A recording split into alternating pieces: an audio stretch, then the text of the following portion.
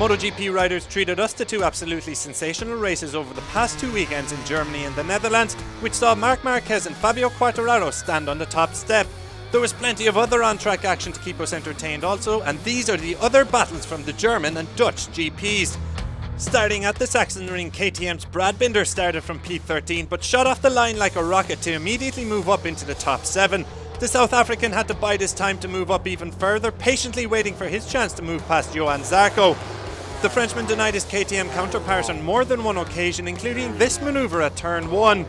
Binder did eventually make a move stick though on the 18th lap. Aleix Espargaro was then next on his list after a brief battle between the two. Binder managed to get by the Aprilia man at the final corner 23 laps in. He wasn't done yet though, targeting Jack Miller's GP21 at the Saxon curve with just 4 laps to go. It was another classic Sunday ride from Binder, and you would have to imagine he could prove a real race threat if he can qualify further up the grid in the second part of the season.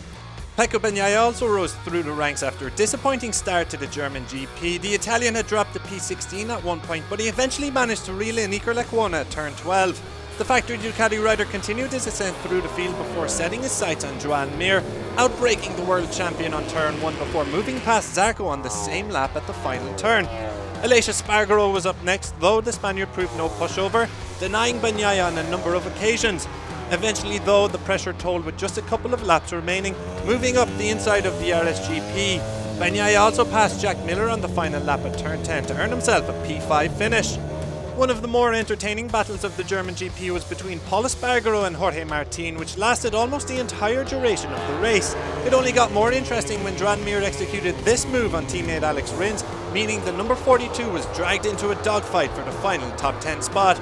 It wasn't short of action either, with the trio exchanging blows for over 20 laps. This battle was won by Paul Espargaro in the end, with the Repsol Honda rider earning a top 10 place after firing past rookie Martin at turn 12 on the 28th lap, while Rins did the same 1 lap later to secure P11 on his return to action. At the Dutch GP, it was a career worst qualifying for Marc Marquez, but he wasted no time in going about his business. A pretty sensational opening lap saw the 8-time champion carve through the field from the off, with this overtake of Iker Lecuona tacking him onto the rear wheel of Paul Espargaro. There was no love lost between the teammates either, with Marquez dismissing the number 44 on the following lap. It was from one Espargaro to another as Aleix would prove the next hurdle to overcome. Marquez had fought his way past the Aprilia rider, but the number 41 pegged back the HRC man with 3 laps remaining at the final chicane. However, not to be outdone, Marquez gave Espargaro a taste of his own medicine on the final corner 1 lap later as he went on to secure a P7 finish. Valentino Rossi also had his moment, teaching rookie Bastianini a thing or two on how to overtake in the early stages of the race. Alex Rins can be seen trailing behind here, and it came as a result of this incident with Johan Zarco, which forced the Spaniard into the gravel. The number 42 though showed his guile and class to get back into point scoring contention, first by welcoming MotoGP debutant Garrett Gerloff to the Premier class with an aggressive inside line 5 laps in.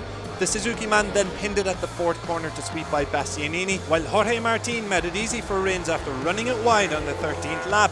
That's it for the other battles from the German and Dutch Grand Prix. It's a chance now for riders to rest up and get some downtime over the next 5 weeks before we return to action in August for a double header in Austria.